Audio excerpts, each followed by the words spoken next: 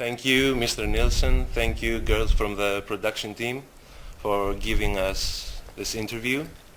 Would you like to tell us some info about your new movie, The Journey? I suppose I'll answer that one then. The Journey is it's a film about the first time that an English man goes to Greece. He travels there very spontaneously. He makes the decision to go there within 24 hours after he loses a friend in London. Somebody very close to him dies.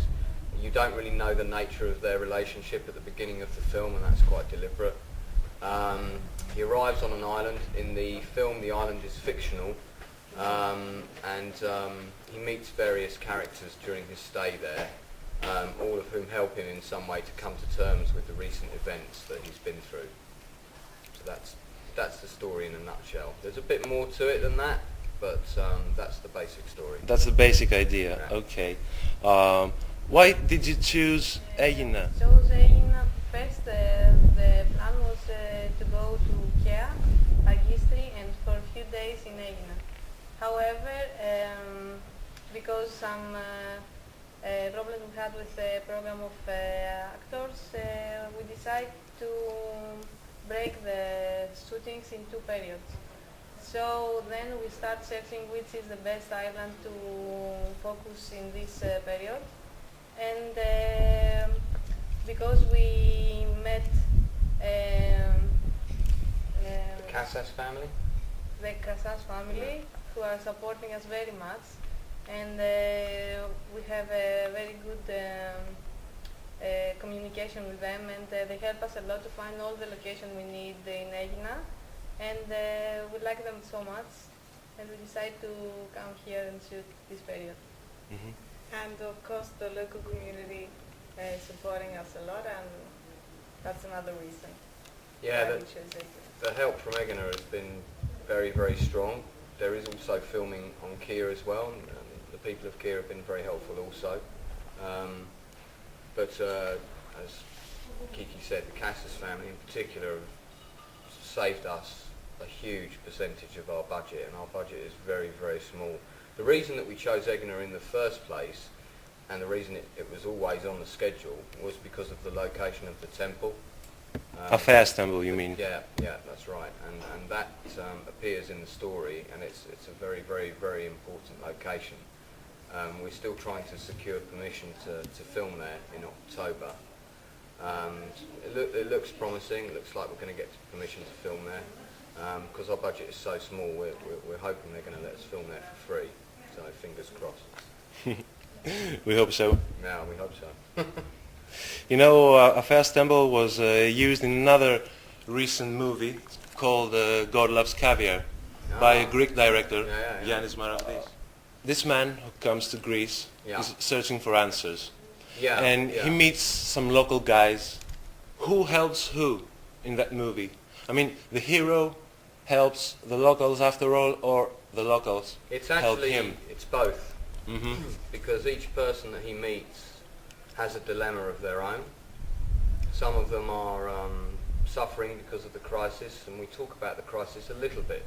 The film is not about the crisis, but I think it would have been criminal of the film to ignore it and to not to mention it. So, Exactly, yeah. So it is in there, as are some other events from recent Greek history, the political history, and they're in there and they're discussed, and some opinions are offered about those and how they're affecting Greece. And that ties in with the dilemma of one character, and the dilemma of one character is really what's happening to Greece as a whole. That's his dilemma, and it's destroying him. And our main character doesn't have an answer for him, because obviously that's a bigger problem than anyone can solve. But it's not just the people that help the main character, it's the place.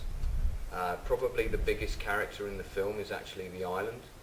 So I like to think of the island in our story as the other character in the script.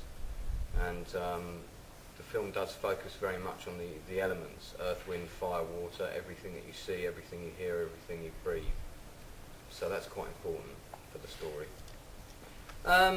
I don't like to make political statements in a film, because in any work I've done actually, because if you're making a statement, you're thrusting an opinion on someone, and that's not what we're trying to do here. It's really just you hear some people's perspectives on things. These perspectives are not offered as right or wrong. Simply, it's their view on certain events that have happened in Greece recently. That is quite a small part of the story, but it is there, as I said, because I felt that it would be criminal to ignore some of the things that are happening on the mainland. So it is there, but it's not a massive part of the story. If you were familiar with my work, I've done a lot of theatre back in London, and I've done about 15 plays, and they're all quite different. I've done everything from musicals to comedies, and some with some political tone. But the journey is really about one person's, your analogy is quite good, it's one person's journey from the darkness to the light. It's quite a spiritual film. It's a difficult film to put in a box. It's a difficult film to, people often ask us, what genre of film is it? And that's quite a hard question to answer, because it's not got car chases and gunfights, and it's not a romantic comedy, although it is very funny. It's not a ghost story, but there is a sort of a spiritual element to the film. There's a mythological element to the film as well. But it is a very hard film to categorise. But I think anybody who's been through a personal bereavement of any kind, particularly if they've lost somebody young, particularly if they've lost a friend who they felt went before their time, somebody who was very special to them. Or maybe they hope, because lots of people here in Greece have lost their hope. Yeah, I think also with us spending time here, we hear about that a lot. The crisis as a word enters into conversations fairly frequently on a daily basis, and when I hear about the amount of money people are getting paid and the lack of jobs, it reminds me much of London, I have to say. It's not that different, but it's even worse. Our situation is pretty bad. People can pretend all they want that it's not, but it is. So this film is uplifting. It is about hope. It's also about appreciating the simple things. Love, life, and meaning is not all about money. Which is the most essential things, after all, in life. This film has been, in some ways, is a kind of proven statement of that, because yes, okay, we have had to spend some cash, or I have, to get the basic film off the ground. It can't be avoided. Yeah. But without the love shown to me and my colleagues by the Greek people, this film would not have got made. And we're still making it. We're filming 50% of it now, and we're going to need people's help to make the rest. Perhaps the girls want to talk about that and mention the crowdfunding campaign that we're going to do, because that might be something worth mentioning. We are going to start our crowdfunding campaign 20th of June. 20th June. 20th of June. Okay. And we need our audience help in order to accomplish our film. We have already many people helping us and support us, many sponsors give us things we need, and the energy and the positive perspective of the film. But we still need many things in order to accomplish the film, our journey. Yeah, most of our complicated and more expensive scenes have been put back to October. And we've got some pretty tricky scenes to do then, with a large number of actors, complex locations, and we've also got one fairly significant lead role still to cast, a Greek role, and there are people we have our eye on for that part, and we probably won't get them unless we have money. Most of the people that are working on this film are working for deferred payment, so if anyone thinks we're all off on a jolly in Greece and earning loads of money and having a fun time, we are having fun, but how can you not in such an amazing place? But it's incredibly hard work, and you know, everybody's up very early, we're all working for no money, it's for the love. People, the crowdfunding campaign online, the way it's going to work is between the 20th of June, as Kiki said, and the 20th of July, we're doing this campaign with Indiegogo where people can donate, and I think the smallest amount they can donate is 10 euros, something like that. And that doesn't sound like a lot, but it probably is a lot to someone from Greece who isn't earning any money. But if they feel they can pledge 10 euros, you see if 1,000 people do that, then we have 10,000 euros. So that's a massive amount of money for a small film like ours, and that pays for a hell of a lot. I mean, we've made a similar amount of money go very, very, very far. So yeah, so the crowdfunding campaign happens between the two shoots, and then hopefully we raise enough money to come back and complete the film in October. I'm sure we will. We've got interest already, so I think we can all offer our view on this one. Aggie can go first. I think that like the attitude that nowadays everybody has about Greece is that we're all lazy people and we don't work. I think the film and the fact that like the people are helping us to make this film is showing the opposite. Mm-hmm. And I truly believe that this film will change in a way the idea that other people have about Greece. Yeah. Kiki? I believe that this film is going to show that how not the politicals but the common people in Greece live, which is our life here, the locations we have, the kind of life, the attitude, the culture we have, and I think, for sure for me, people who will see the film would change their mind about Greece. Do you want to hear my thoughts on that? Yes, of course. Okay. If you must. I mean, I've never heard it mentioned in my country that people think Greek people are lazy. So if that discussion has happened, maybe that's just the people that I hang out with. It certainly hasn't been said to me.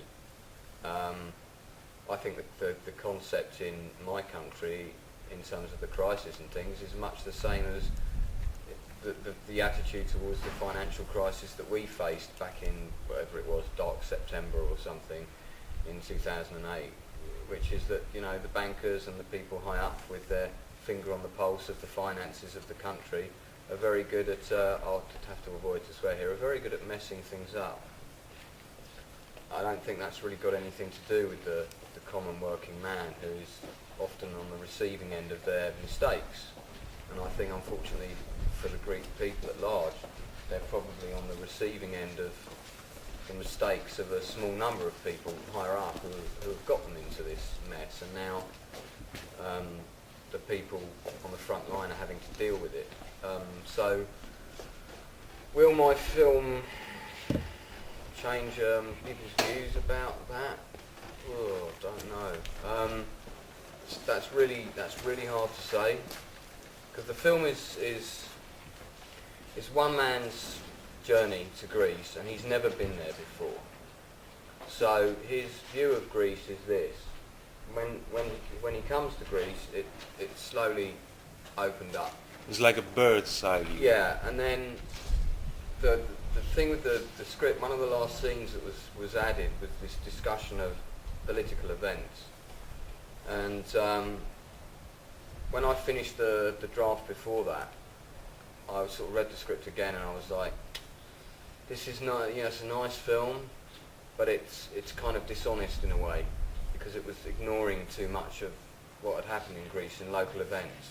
And then somebody told me about the shooting of this kid called Alexandra Grigopoulos, which was that, did I pronounce that right? My apologies to the family if I didn't. My Greek pronunciation, as the girls will confirm, is absolutely appalling.